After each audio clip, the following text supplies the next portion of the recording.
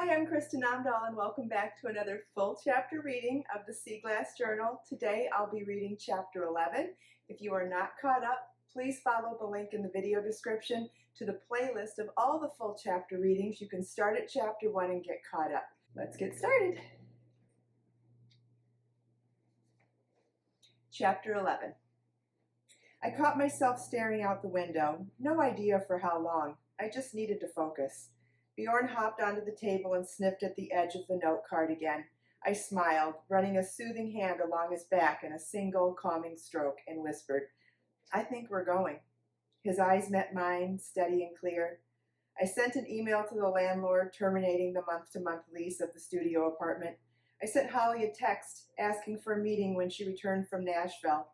And then I spent the rest of the afternoon packing. There wasn't much, not really. This room had always felt more like a pause than a home, a place where I'd landed but never fully unpacked. I moved through it methodically, folding clothes, sorting Bjorn's things, and clearing the counters. By early evening, the room was clean and still. I left the key on the windowsill and pulled the door shut behind me.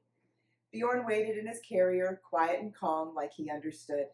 I loaded the car, took one last look, not sentimental, just final, and got behind the wheel. Before I turned the key in the ignition, I pulled out my phone and stared at Miles' contact. He hadn't called, hadn't asked what the lawyer said. I guess I hadn't told him. I typed, "Left my job, headed somewhere new, don't worry, I'm good. Long story, hope you're doing okay, love you." I hovered for a second, then hit send. No reply. Not ignored, just distant. There was the time difference too. Maybe I was being too hard on him, or myself, or both. Still, I hoped he read between the lines. I slid the phone into the cup holder and turned the key. I decided not to deal with the storage unit while packing. That would have been too much. Everything in there belonged to the person I used to be, before this job, before I disappeared into usefulness. But as I pulled out onto the road, I found myself turning toward it anyway. Just one stop. Just one box. I unlocked the unit and lifted the metal door slowly. The air inside was heavy and close, tinged with old cardboard, dust, and the faint ghost of lavender sachets. I didn't go through everything. I grabbed the bin labeled "Casual Personal Clothes" from the top of the stack and slid it in the car. I closed the door before I could change my mind. I didn't look through it yet. I just needed to know it was there. And then I drove north towards Cypress Key.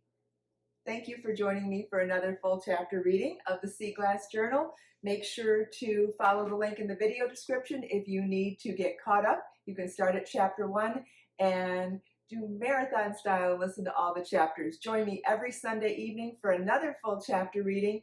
And if you are excited to get further along, there is a link to start reading the full book in the video description as well.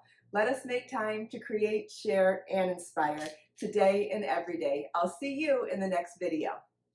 Hey, you're late to the party today.